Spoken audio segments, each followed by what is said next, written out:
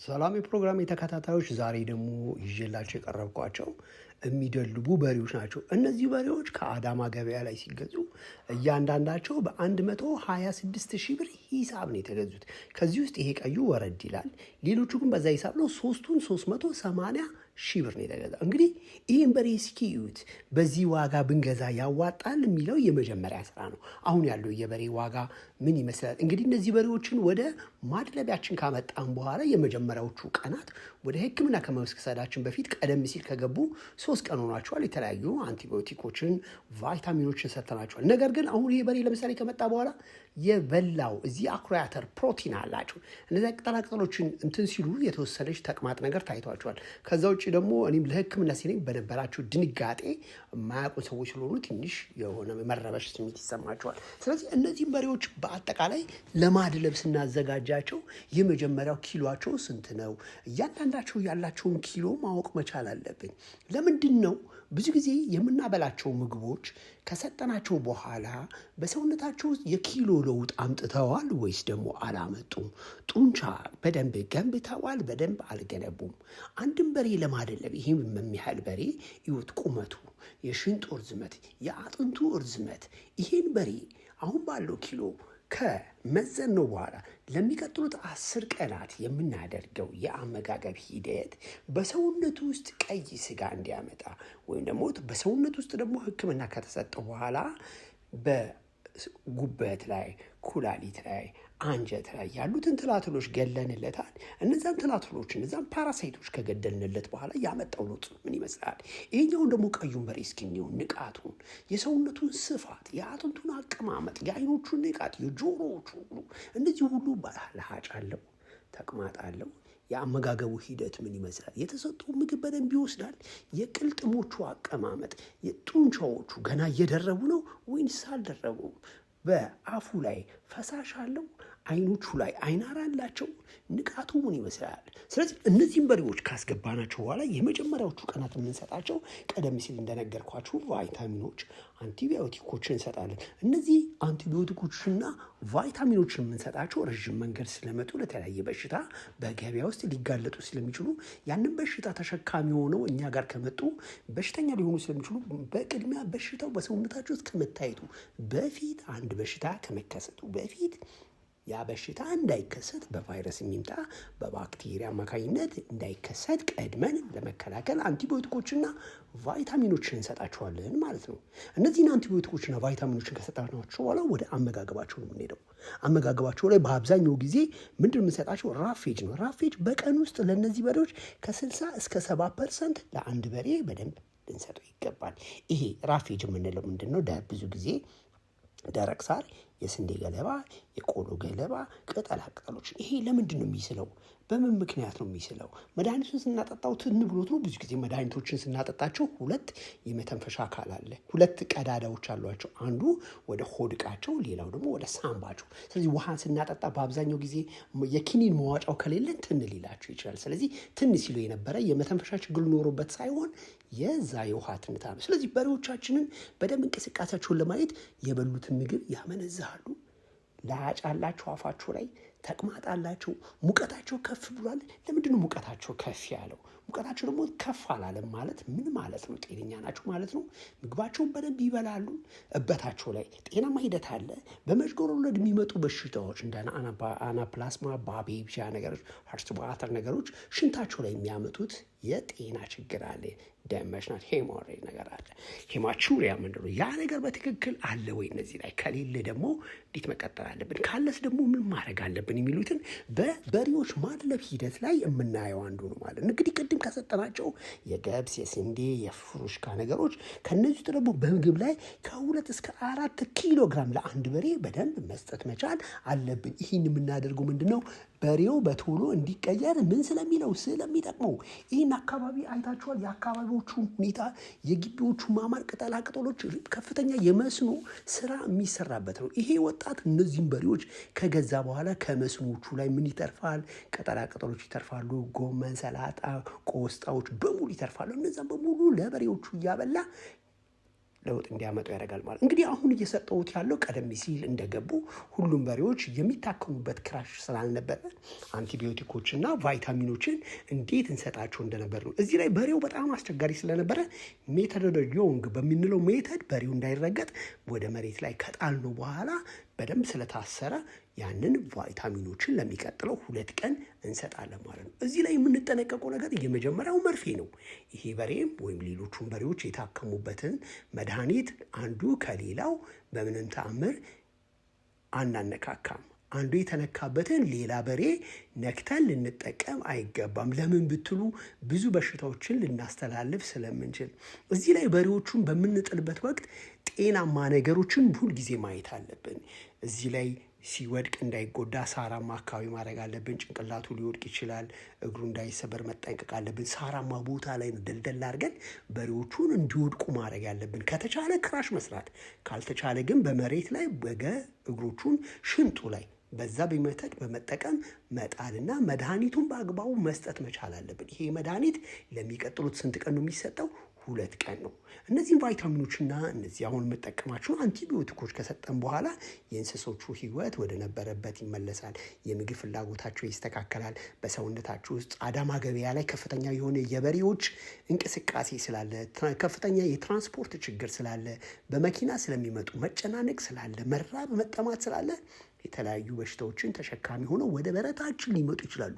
በበረታችን አካባቢ ላይ ደግሞ በርካታ እንስሶች ስላሉ እንጠነቀቃል። አሁን ደግሞ በአንገቱ ላይ የውስጥ ጥገኛና የትላትል ማስወገጃ መድኃኒትን አሁን እሰጠዋለሁ ማለት ነው፣ ወይም እየሰጠሁት ነኝ። እዚህ ላይ አያችሁት በሬው ከነቃ እንዴት ሊመታን እንደሚችል። ስለዚህ ደግመን ደግሞ ቀስ ብለን ተረጋግተን አሁንም በሬውን ምን እናረጋለን? ወዳለበት ቦታ ሄደን እንጥለዋለን። ጥለን ይሄ በጣም የሚያቃጥል የሚቆጠቁጥ የትላትል ማስወገጃ የውስጥ ጥገኛና የውጭ ጥገኛ ማስወገጃ መድኃኒት ነው። ይህም መድኃኒት ከተጠቀምን በኋላ ደግሞ ከ21 ቀን በኋላ አሁን ለበሬዎቹ ለሁሉም ይደገማል።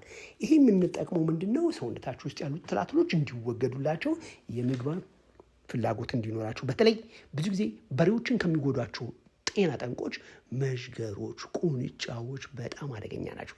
እኛ እናያቸውም እነዚህን ተባዮች። ነገር ግን እነዚህ ተባዮች ምን ያደርጓቸዋል? ለተለያየ በሽታ እንዲጋለጡ ይነክሷቸዋል።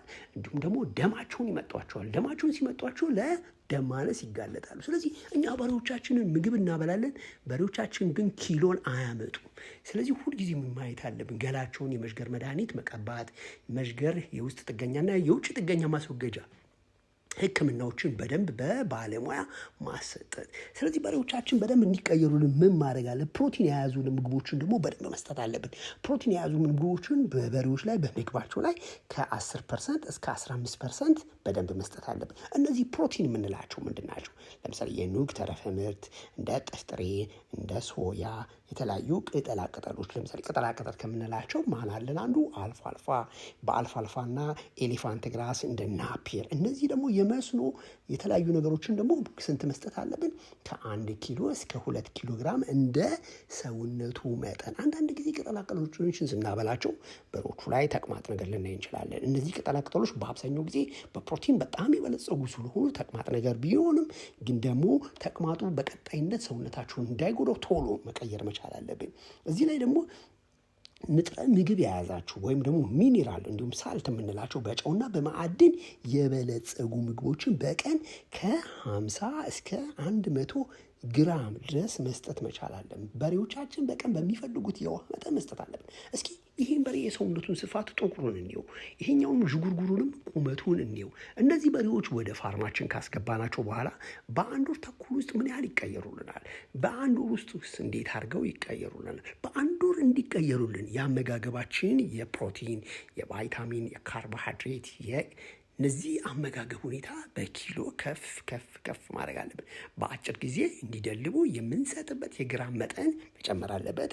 በረዘም ባለ ጊዜ ደግሞ እንዲደልቡልን እንደዛው የአመጋገባችን ሁኔታ በቀን በአንድ ጊዜ መሄድ መጨመር አለበት። ለምሳሌ አንድን ነገር የሳር ገለባን ለአንድ በሬ በቀን ከ8 እስከ 10 ኪሎ ግራም ልንሰጥ ይገባል። የበቆሎ ዱቄት እስከ 2 ኪሎ ግራም ለአንድ በሬ በአጭር ጊዜ እንዲደልብ ነው። የገብስ ገለባን እስከ 1 ኪሎ ግራም መስጠት መቻል። የኑግ ተረፈ ምርት አሁንም 1 ኪሎ። እነዚህን በሙሉ ከማዕድንና ከጨው ጋር ቀላቅለን በቀን 2 ጊዜ ወይም ደግሞ 3 ጊዜ ማብላት አለብን። እዚህ ላይ ምግባችሁን በምናበላበት ወቅት ሰውነታችሁ ላይ ኃይለኛ የሆድ መወጠር አለ፣ የሆድ መነፋት አለ። የሆድ መነፋት ብዙ ጊዜ ካለ በሰውነታችሁ ውስጥ ምን እየተፈጠረ ነው ማለት ነው? ምቾትን የሚነሳ ነገር እየተፈጠረ ነው። በሬዎች ብዙ ጊዜ ተኝተው ሲያመነዝሁ ጤናማ ሂደት በሰውነታቸው ውስጥ እየተካሄደና ወደ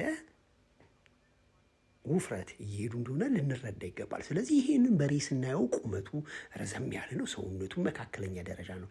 ለሚቀጥሉት 1 ወር ስናበላው ምን ያህል ይቀየራል በደንብ ማየት አለብን። ንቃቱን በደንብ ማየት አለብን።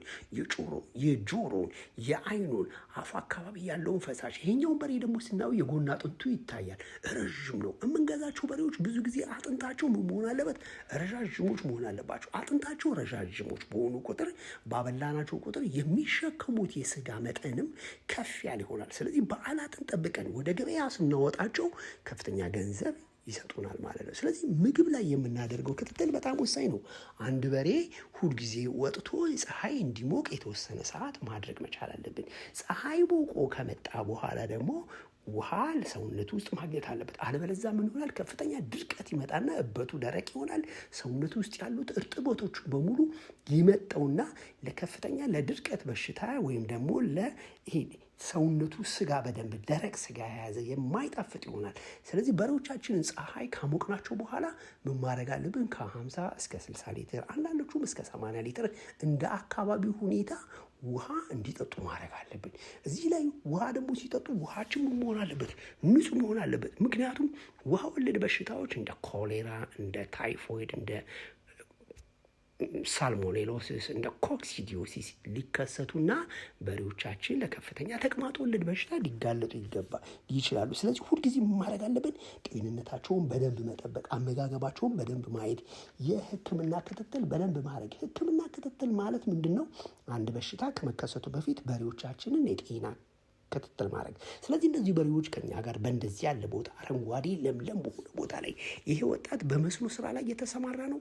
በጣም ጎበዝ ወጣት ነው። እንስሶቹ ላይ የሚያደርገው ትኩረት በጣም ፐርፌክት ነው። ግን ደግሞ ምን ደግሞ ያስፈልጋል? በየወቅቱ በሽታዎች ከመከሰታቸው በፊት ክትባት ልንሰጣቸው ይገባል። የምን ክትባት? መቼ? እንዴት? በአንድ ጊዜ ስንት ክትባት ይሰጣል? የክትባት አሰጣጣችን ደግሞ ምን ይመስላል? ቅድሚያ የትኛውን ክትባት ነው የምናደርገው? እነዚህ ክትባቶች በየስንት ጊዜ ልዩነት ይከተባሉ? አንድ ክትባት በተለያየ ጊዜ እንደነገርኳችሁ በአንድ ወቅት 2 ጊዜ አንድ በሬ ክትባቱን መውሰድ ይችላል። ግን ሌሎቹስ ክትባቶች መቼ ነው የሚሰጡት? የአመጋገባቸው ሁኔታ በአጭር ጊዜ እንዲደልቡልን እንዴት ነው የምናደርገው? በሬዎችን በ60 ቀን ብቻ ነው አይደለም ማውጣት ያለብን? ወይስ ደግሞ በተለምዶ በ90 ቀን ወይስ ደግሞ በ120 ቀን? እንዴት ነው በአንድ ወር ጊዜ ውስጥ ደልበውልን እንዲወጡ ማድረግ የምንችለው?